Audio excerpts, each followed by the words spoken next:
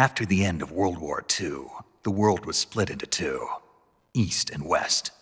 This marked the beginning of the era called the Cold War.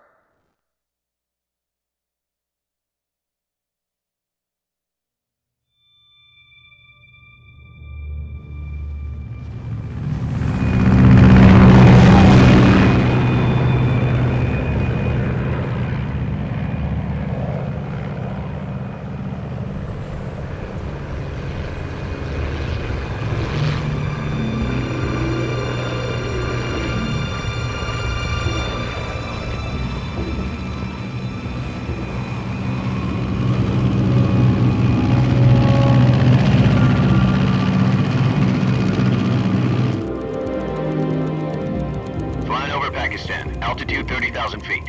Approaching Soviet airspace. 20 minutes to drop off. Commencing internal depressurization. Equipment check. Arm main parachute.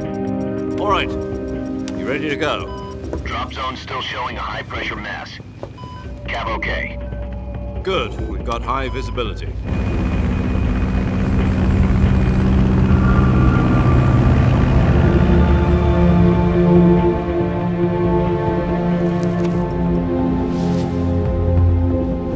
Put out that cigar.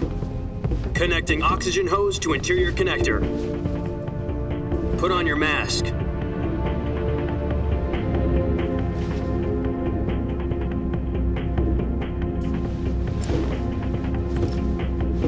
Does this panty waste know what he's doing? Approaching release point. 10 minutes to drop off. Hey, are you deaf? He said put out the cigar and put on your mask.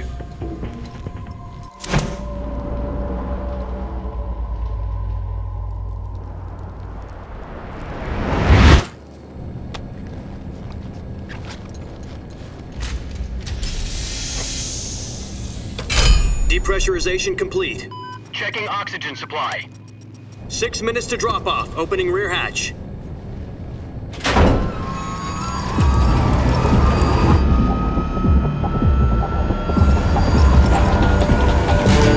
Sunrise.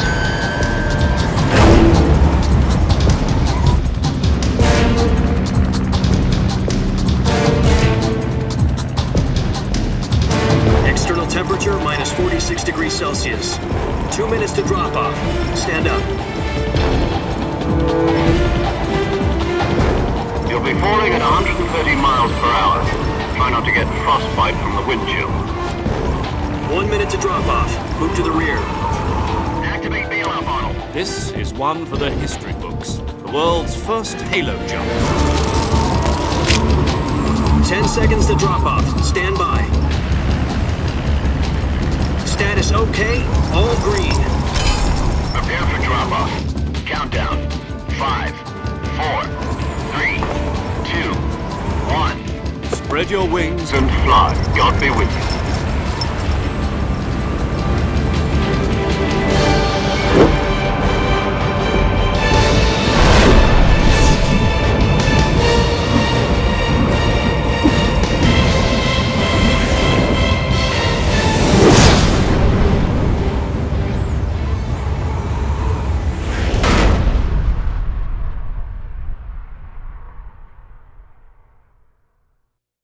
Jack, I've got some important news. The head of the CIA has finally given us the green light for the virtuous mission. Virtual mission? No, the virtuous mission. The future of our Fox unit depends on it. If it succeeds, we'll be officially organized into a unit. Virtuous mission? Sounds like some kind of initiation ritual. You know, don't get cocky. This isn't a training op. Right. So what exactly is this wonderful mission? Well, about 2 years ago, a certain Soviet scientist requested asylum in the West through one of our moles. His name is Nikolai Stepanovich Sokolov. He's head of the OKB 754 Design Bureau, one of the Soviets' top-secret weapon research facilities, and the East's foremost expert on weapons development. Sokolov? Isn't he that famous rocket scientist? The very same. On April the 12th, 1961, the Soviets achieved the first manned spaceflight in history. The Earth was blue, but there was no God. Well spoken. The rocket that carried Yuri Gagarin into orbit was the A-1, known as the Vostok rocket. Sokolov is said to be the man most responsible for the multi-engine cluster used in that rocket. After Gagarin's flight, Sokolov left rocket development to become the head of the newly established Design Bureau. From a lowly technician to head of a design bureau, that's quite a success story, so why do you want to defect? It seems he'd become afraid of his own creations. Afraid? Call it a crisis of conscience. And for that, he left his country and his family behind and went over the fence? Not exactly. One of his conditions was that his family was also to be taken safely to the west. We used a mole to get the family out first and succeeded in sneaking Sokolov over the Berlin Wall shortly afterwards. I was the one who conducted the operation. The security on the eastern side was still full of holes back then. Then what? We got Sokolov over in one piece, but the whole ordeal had left him exhausted, and we checked him into a hospital in West Berlin. It took him 2 weeks and more than 600 miles to get from the research facility in the Soviet Union to Berlin. He was in no condition to say anything coherent. And it was only a week later that we had something much bigger on our hands. The Cuban Missile Crisis. October the 16th, 1962, President Kennedy received word that the Soviets were in the process of deploying intermediate-range ballistic missiles in Cuba. The President demanded that the Soviets dismantle and remove the missiles. At the same time, he announced a naval blockade to prevent further missile shipments from reaching Cuba. But the Soviets didn't back down, instead placing their armed forces on secondary alert. Soviet transport ships carrying missiles continued on course towards Cuba. US and Soviet forces went on alert for an all-out nuclear war. Frantic negotiations were conducted through the UN's Emergency Security Council and unofficial channels to end the hair-trigger standoff. Finally, on October the 28th, the Soviet Union agreed to remove its missiles from Cuba. And so the world avoided a nuclear holocaust. But in order to get the Soviets to pull their missiles out, we had to make a deal. You mean the one where the US agreed to remove its IRBMs from Turkey? No. The Jupiter IRBMs deployed in Turkey were obsolete, and we were going to get rid of them anyway. They had no strategic value whatsoever to either the US or the Russians. The Turkey deal was a ruse, a cover story that was fed to the other intelligence agencies around the world. So what did the Russians really want? Sokolov. They wanted us to return Sokolov. You mean the Soviets pulled out of Cuba just to get their hands on Sokolov? That's right. What the hell was he working on? At the time, we had no idea. We were running out of time. It was either give up Sokolov or risk full-scale nuclear war. In the end, we had no choice. President Kennedy gave in to Khrushchev's demand. The next day, I got Sokolov out of the hospital, handing him over to agents on the eastern side. Sokolov kept on screaming, "Save me," until he disappeared from my sight. Then a month ago, we received some new information from one of our moles. About Sokolov? Yes. He was taken back to the research facility and forced to continue working on the weapon in question under KGB supervision.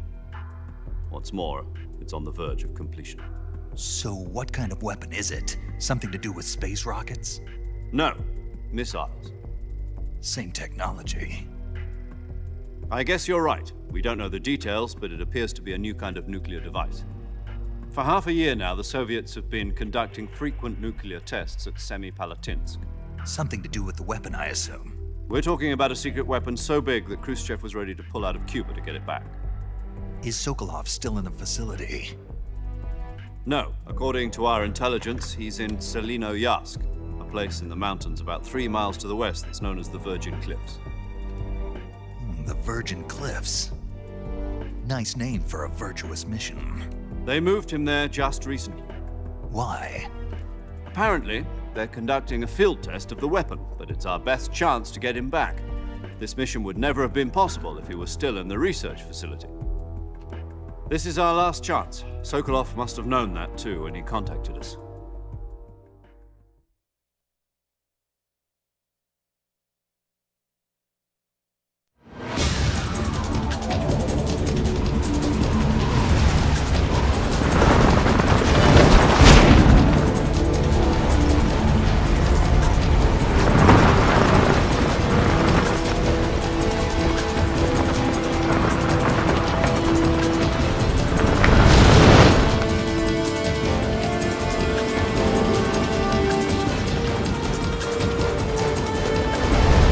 Listen up, Jack. Your mission is to infiltrate Selino-Yask in the Soviet mountains, ensure the safety of Sokolov, and bring him back to the West.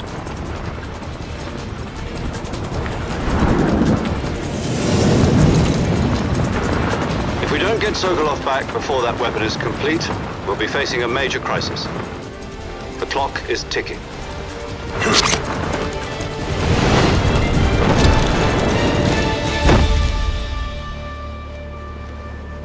Once we've confirmed the rescue of Sokolov, stand by at the recovery point. A recovery balloon will be dropped at that point. Helium will be pumped into the balloon to inflate it. The process takes about 20 minutes. Once it's complete, the gunship's arm will latch onto the balloon and pull it up. The Fulton surface-to-air recovery system. I'm familiar with the theory.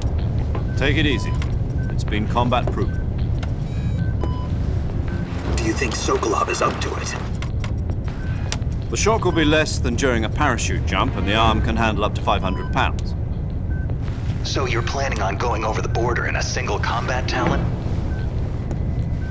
She's equipped with two 6-barrel 20mm Vulcan cannons, as well as two 40mm machine guns. Sounds like she could hold her own against a battalion of tanks. Even with the fuel in the reserve tank, we're facing a 4-hour time limit. If all goes well, it shouldn't take more than a few hours. Home in time for dinner. But if anything goes wrong, you'll be eating dinner, breakfast, and all the rest of your meals in the jungle.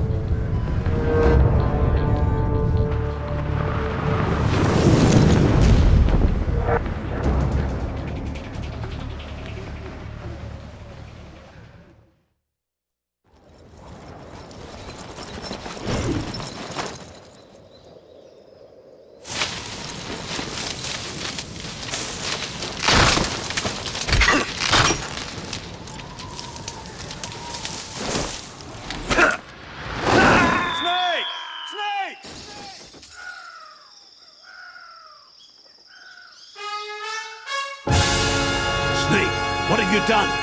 You changed the future. You've created a time paradox.